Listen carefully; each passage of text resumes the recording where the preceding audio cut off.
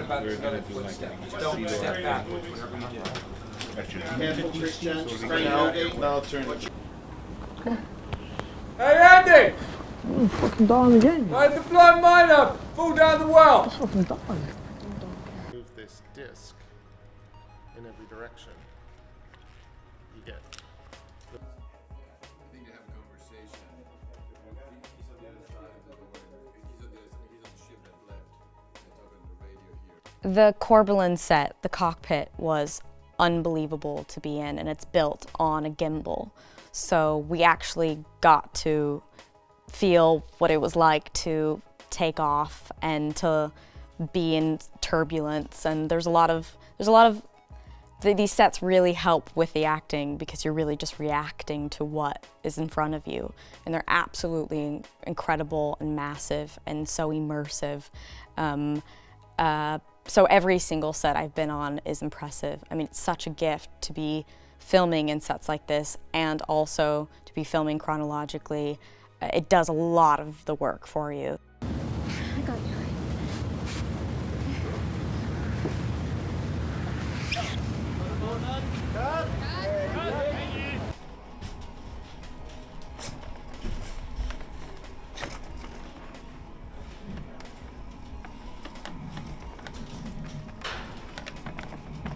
That's gonna stink, right?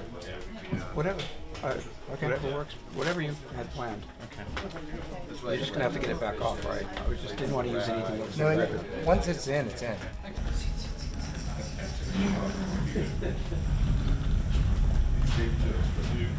It really feels like we've traveled through time, and I'm getting to experience like the first time being on a movie set where they use pretty much all practical effects, but we get all the perks of a modern day filming experience, right?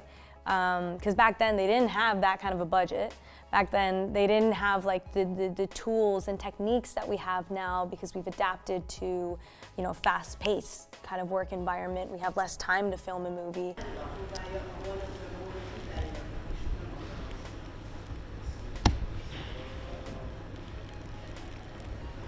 Okay, say that. BTS. Oh gosh, cut that out. I'm not joking. Got it. The only person we have to. That thing doesn't get hot, right? No. You could start yours.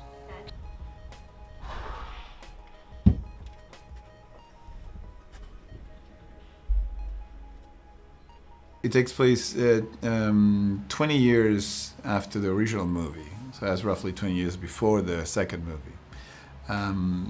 It's about just a bunch of kids, you know, very young kids, early, you know, late teens, early 20s, that lives in this colony in the middle of nowhere. It's a mining colony where there's nothing for them, more like either you're a miner or you're a farmer, and that's all you get.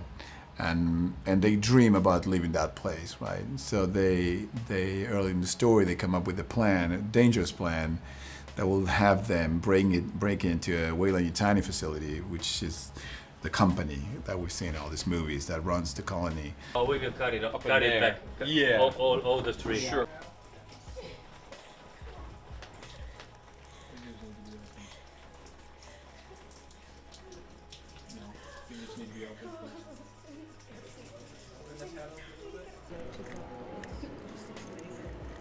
It's funny. You sort of see the roof.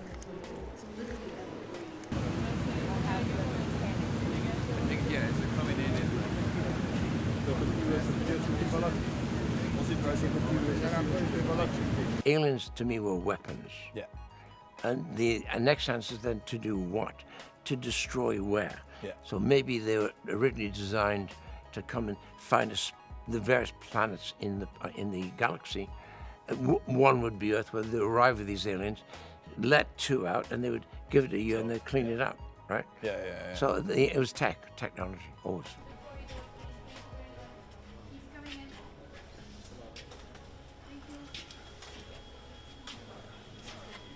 And action!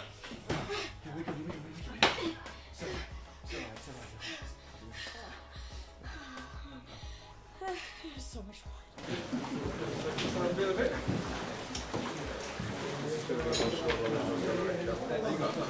Editing those tanks.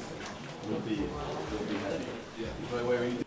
Okay, ready? Ready, and action. Yeah, the original teams are back with us, and I think, you know, as an actor, it's scary because they know what this film is, and they're like, you better make a good alien film.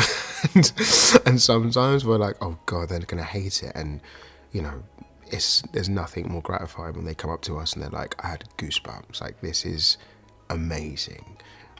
Just the other day we had the first look of the xenomorph kind of silhouetted, and everyone on set just went deathly quiet because they were like, this is amazing. Moments like that makes you know you're kind of onto something. Yes. How close are we to getting the lights out, and so Chris can start doing his lights? Diego, how close are you to...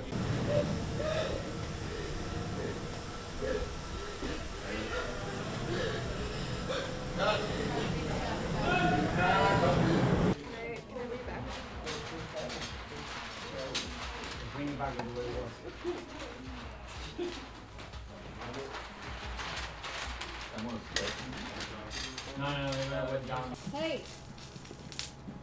Hey! It's alright.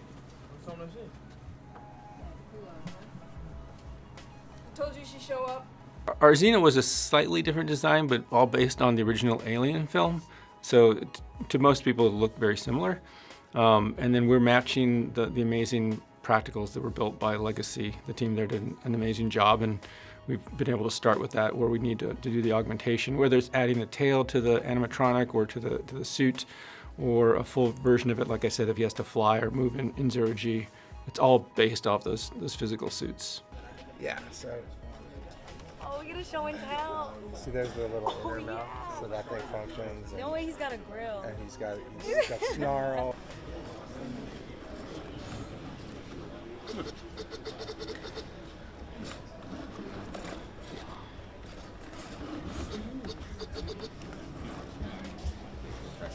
And action, Spike.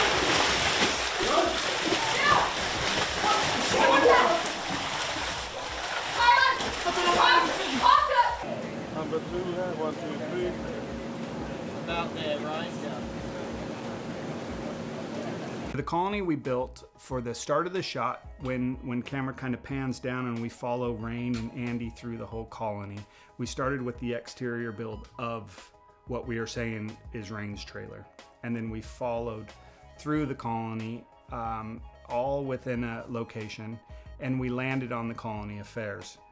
The colony affairs, we built the interior there and the exterior facade, built that into the power plant with working, operating, cooling radiators behind it.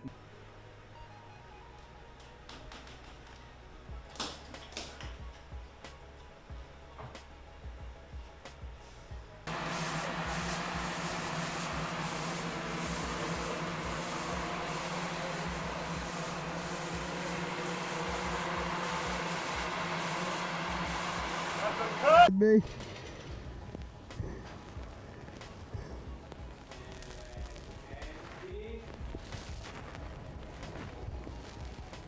Whoa.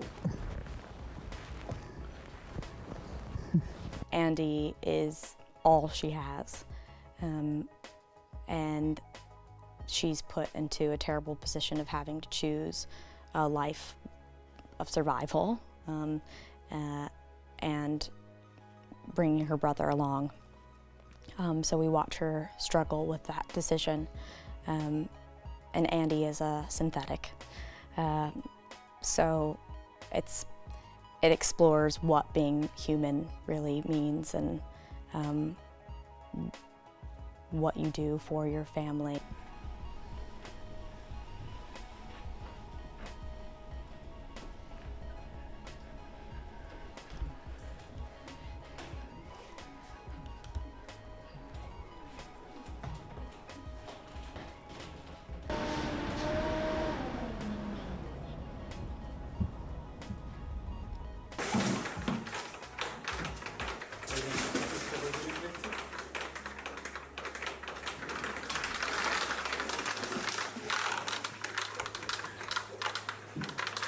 Yeah, they got a cool guy. They got a cool guy who's got like a really good reputation in horror and who has the experience. I think that's also really important. Like he knows what he's doing and he knows what he wants.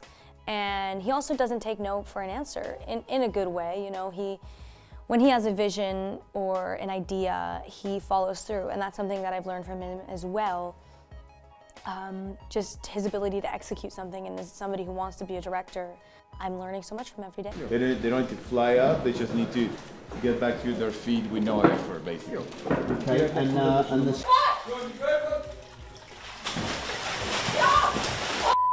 Come on. I didn't expect that. I was just waiting to see.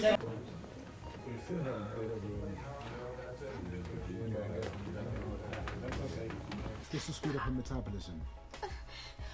She'll heal herself. Están esperando que entre algo y le corte la cabeza. Entonces después da la vuelta y cuando se anima a tirar la mirada para ahí, va a ver esos metros adentro. Un montón de tiempo. Pero no va a parar. I couldn't have asked for better casts, honestly. I mean, they're all amazing. They truly care and they work so hard every day. But Cailee Spaeny, obviously, I almost wrote the movie for her. I mean, I met her a few years ago. I saw her work, and I was constantly gravitating towards her work, accidentally watching things that she was in it, and then I watched something else I liked, and there she was. So when I started to write the movie, I usually do a fantasy casting, like I just pick up random photos of sometimes actors, or people that not even actors, or people that are actors that have been dead for 20 years.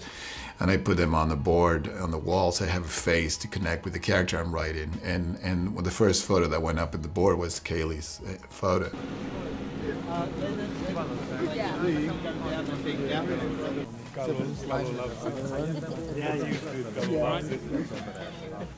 Falls here, you see this movie, and that's ideally you kind of do this.